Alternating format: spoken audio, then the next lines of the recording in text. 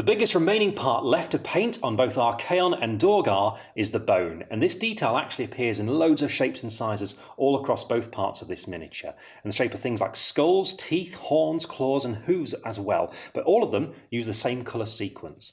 Now we're going to begin with a base paint of Xandri dust, and then we'll shade all over these areas with Reikland flesh shade. Once the shade is completely dry, we'll begin highlighting, first with Karak stone, and once we've finished with that, we'll finish off with Screaming Skull. But starting out with Xandri dust, I'm going to begin with my medium base brush, but remember these areas, as you'll see, are all sorts of different sizes, so it's a good idea to have a variety of brushes ready at this point. A small base brush is really useful, especially when you're doing the skulls that appear on Dorgar. And once you've got your paint ready and it's thinned down on your palette, all you've got to do is start base coating this onto the areas. And I'm going to begin with Archaon on these horns that he's got, and all you've got to do is get a good base coat of this colour on these parts. Now be careful as you're doing this, because you can see here how close that horn gets to the plume that we've finished so far, and you don't want to make any mistakes on parts that you've already completed. So just really take your time and remember to apply 2 thin coats to build up this colour to a nice strong finish. With all of the bone base coated, the next step is to shade it using Reikland flesh shade. Now at this point I'm just using my medium layer brush because, well, on the horns I need to be careful of that plume, and also I don't want to put too much on here because I don't want these ridges down here to become too dark with too much shade in them. But on larger areas, a medium shade brush is perfect, and once you've done this, give it plenty of time to dry. Once the shade is completely dry, we're now ready to add a layer of Karak stone to all of the bone. Now for this, what you're looking to do is to apply a smooth coat of it over most of the areas of the bone, such as the horns here, but you're looking to paint about 2/3 of the way down it, as smoothly as possible. So in this case, I'm looking at going to around about there. Now notice how I'm painting it along the length of the bone, so I get these nice smooth lines as the colour tapers out. There, like that. And if you do find you get ridges on the bone, such as on Archaon's horns here, all you've got to do is just highlight along some of the raised parts of them, such as just along there, just to bring that feature out like that. And you do get quite a lot of this on the corn head on Dorgar. Now you'll notice on the box, Archaon's horns actually get darker towards the tips. If you want to do this, all you've got to do is highlight the sharp edges of it, such as just along there. And we've got another highlight just along there like that, just to bring out the shape of it. But you've basically got to do the same thing as what we did down here in reverse, in that you just need to paint lines just thinning out as you get further towards the top to keep that darkening down there like that. Now on the skulls, it's very slightly different. What you're looking to do is to paint all the raised surfaces. So if I start on this one here, this kind of nurgly skull, I'm painting the top of it there. And as we get to the facial features, what I'm going to do is just follow the most raised parts of it. So just around the eyes there like that, just avoiding the recess of the nose, and also just picking out a few of those teeth there like that. So all we've got to do now is carry on doing this on all of the bone across Archaon. And finally, complete the bone with a highlight of Screaming Skull. Now this, we want to follow all the sharper details of the bone, and on these horns and Archaon's helmet, we've got quite a sharp line that runs all the way down like that, so you want to make sure you catch that. And you're looking to go just over halfway down, so about there is good.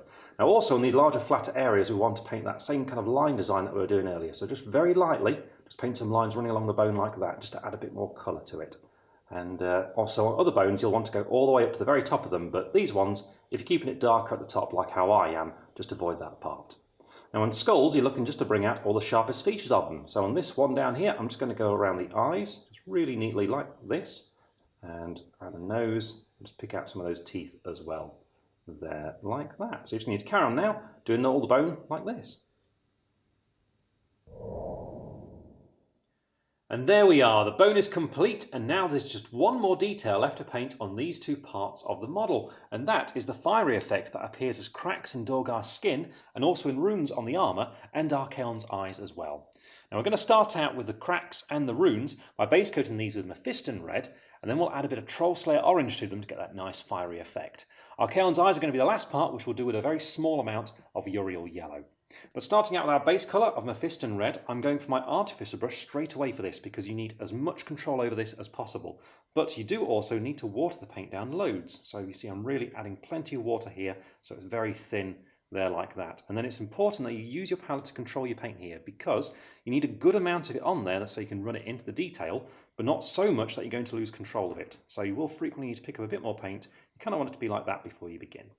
And all you've got to do is start working your way around the model, looking for all the runes and all the little cracks in the skin, and really just paint this colour into that recessed part. So as neatly as possible, you just got to run it in there like that, you see. Now there are a lot of these, and if you're not sure whereabouts they are, then just use your box art to guide you through it. But all of them are done like this, and if you find once this colour's dry it's not quite strong enough for what you want, then apply a second coat in exactly the same way. Once you've finished applying all that red, the next thing to do is, well, much the same thing, but this time with Troll Slayer Orange. So once again, paint it into all the cracks and all the runes, only this time I'm not going to paint the entire area. Instead, I'm just going to leave some of the red showing at either side just to help build that fiery glow. So all you need to do now is carry on doing this on all the cracks and all the runes as well.